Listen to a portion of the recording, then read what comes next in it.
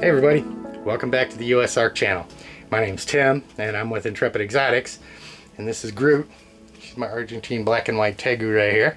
She's going to hang out with me for a little while.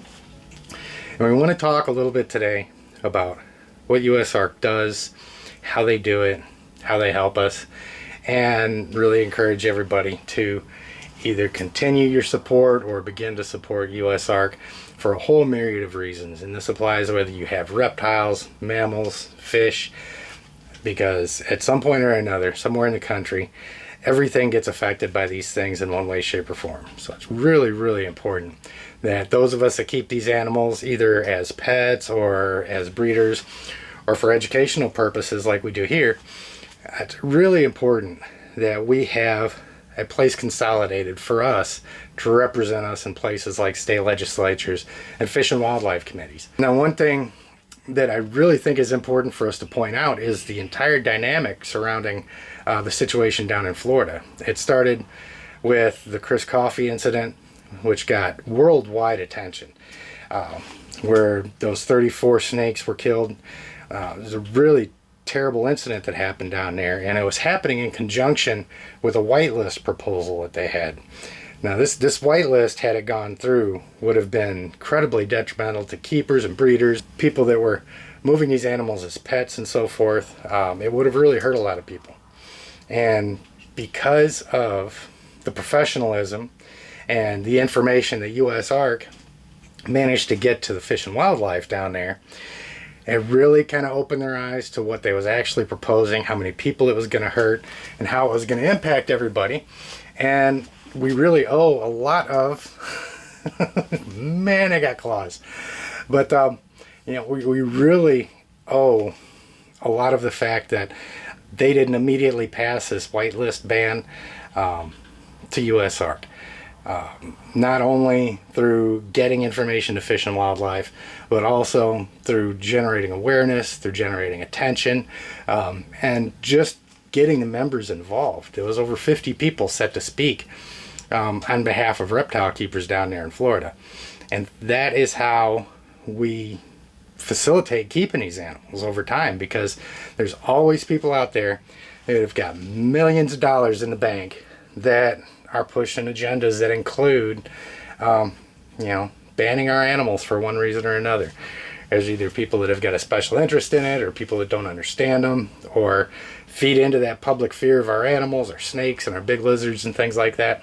And that's one thing that's really important about having everything consolidated under USARK, as far as, they can liaison so much more effectively with these agencies.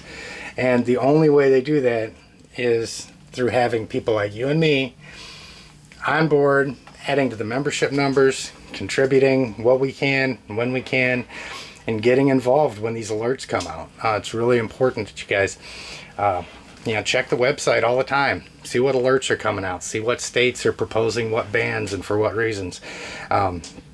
One thing that's unique to North Carolina here, it's kind of why I got Groot out, because she's, as I said, an Argentine black and white tegu, and these are restricted species out here in North Carolina now. That being said, there's a permit program in place, so for $10 a year we get our permit to keep these animals. I don't have to worry about anybody coming in euthanizing her, taking her, or anything like that. She gets to stay here with me, and that's really important. USARK is not against rules and regulations. USARK's a big proponent of rules and regulations. They're also a big proponent of those rules and regulations being sensible, being fair, and being based in science. So I really strongly encourage you guys, go from here, get on the USARK website, look at the mission statement, see what it is that they do, look through the alerts. If you look through far enough, you'll probably find your state, because there's a whole lot of stuff that's going on throughout the country the USARK stays on top of. And by all means, get involved when you see these alerts coming up. Get some letters written, get some emails sent, get some phone calls made, because as we've seen down in Florida, even in a place like Florida, we can make a difference. If we get people involved and we act professional, and we can still go down there passionately with good information, with good science, and we can still effectively protect our rights to keep these animals. But we need somebody like USARK who is available to do the research and to consolidate all of these numbers behind us, and to keep it organized. And they really do a great job of providing that face for the community when it comes time to talk with these folks who are making decisions about the animals that we want to keep. So I'm going to let this girl get back under her basking platform and say goodbye to everybody. Say goodbye. Hey man, you guys have an outstanding day. Like I said, get on. USARK needs all the support that they can get because it's us, and we need all the support we can get. So you guys have an outstanding day, and we'll see you next time on the USARK channel. Really, girl? Oh, easy. What are you doing, crazy?